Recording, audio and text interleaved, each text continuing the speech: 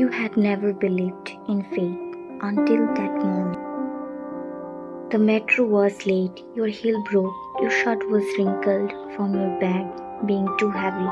You were already 10 minutes behind schedule when you finally reached the towering glass building with Jungkookff shining across its entrance like something pulled out of a K-drama.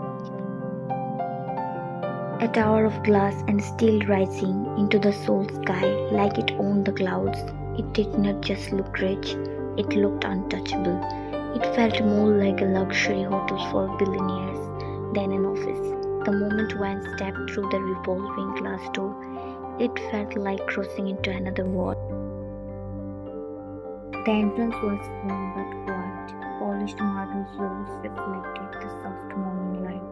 Security guards stood by sleek black counters. Behind them, a wall-sized digital panel quietly displayed numbers, charts, and stock updates. There were no posters, no smiling group photos, no clutter.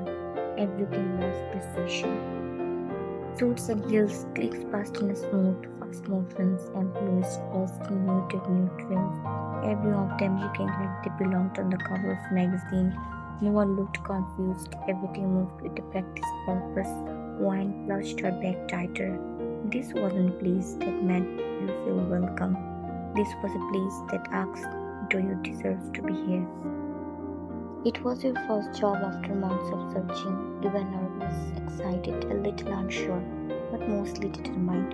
The receptionist smiled at you. You were the new assistant in the executive department, right? You nodded quickly, pushing your hair back and trying to look more confident than you felt. She handed you an access card. Top floor, good luck. This is you a sentence. You replied, thank you. The elevator to the top floor felt like a spaceship, all glass and chrome. Your reflection stared back at you, eyes wide with nerves. You didn't even know what the suit looked like, only that he was young, driven, and famously private. You took a deep breath. The doors opened. Silence. Top floor was nothing like you expected. No chaos, no loud voice, just a soft hum of coffee, the quiet click of people.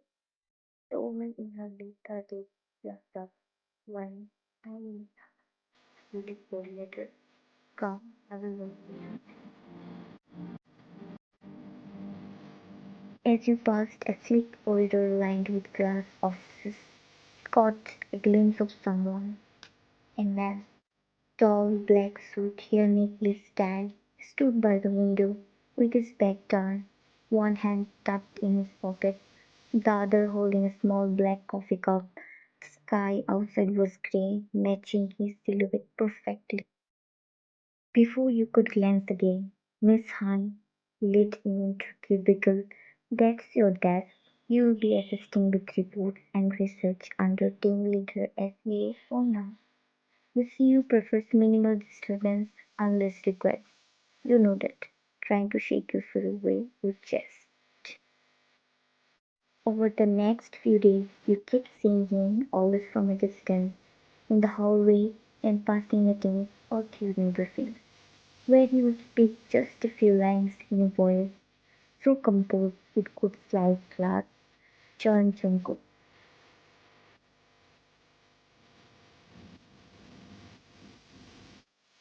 You did not speak to him. You did not dare.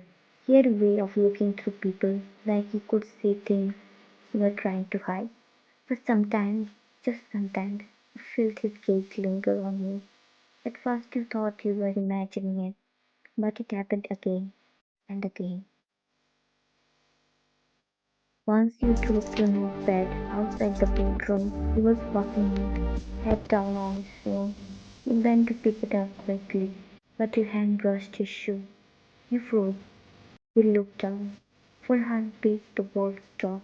Dark eyes, sharp jawline, a face so familiar your stomach fluttered, but not in the way girls react to good-looking men.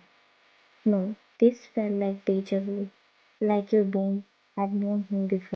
Sorry, sir, you whispered. He said nothing, just stared at you a little too long. Then, be careful, and walked away. Your heart was pounding, but he's already gone. Weeks passed. You were doing well, getting praise from your team, learning the ropes, but Jungkook remained a mystery. Always distant, always composed, until one night. You were working late, everyone had left. You stayed behind to recheck a presentation for an upcoming merger meeting.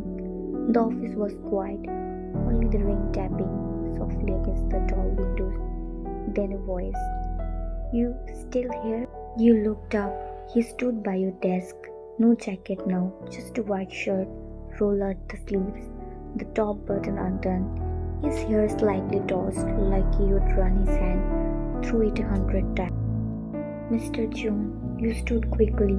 I was just finishing up some edits. He glanced at your screen. Looks clean, he said. Your formatting always tidy. You blinked. You noticed? I noticed more than you think. Something about the way he said it made you sit back down slowly. He did not leave. Instead, he stepped closer. Do you remember high school? You blinked, caught off guard. Sorry. He tilted his head slightly. You went to Blue Bridge Academy, didn't you? Your eyes widened. How do you know that? A pause. Then softly, because I did.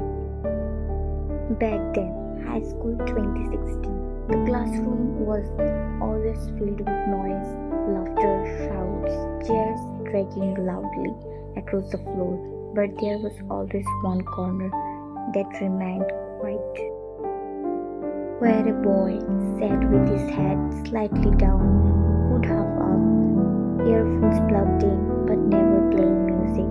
Jungkook. No one spoke to him much. No one asked him why he never smiled, and he never gave them a reason to accept once.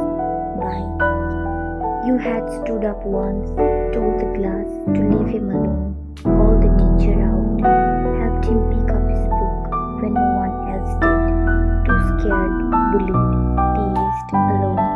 You even gave him your lunch when he got thrown out.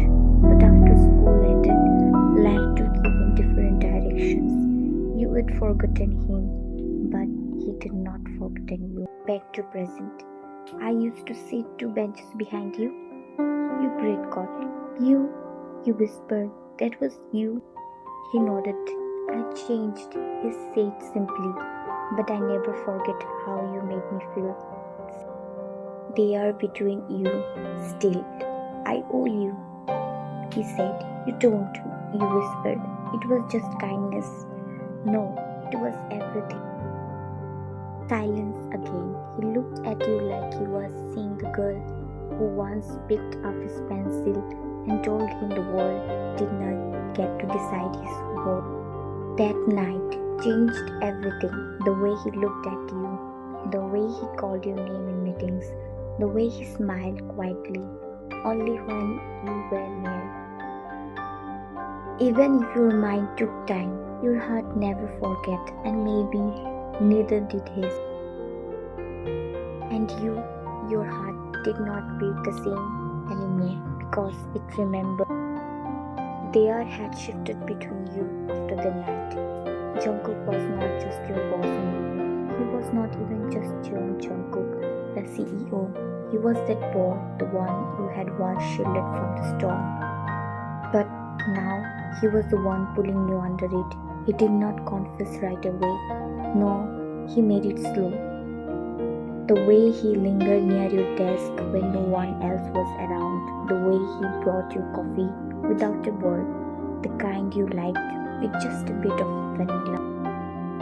The way his voice softened when he said your name, like it was the only word that did not exhaust him. You started noticing things. How he only smiled when you were near. How his shoulders relaxed when he looked at you. How he was less of a CEO and more of the boy who once sat in the back of class, sketching in silence. One night, late again in the office, he asked if he could walk you home. You tried to act normal, but your heart was chaos. Rain fell again, a gentle drizzle that made the street shimmer like had dreams. You walked side by side, not speaking, until the silence became too loud to ignore. When, softly, "Jungkook, why me?" He stopped. You turned. He was staring at the pavement as if the words were heavy inside him.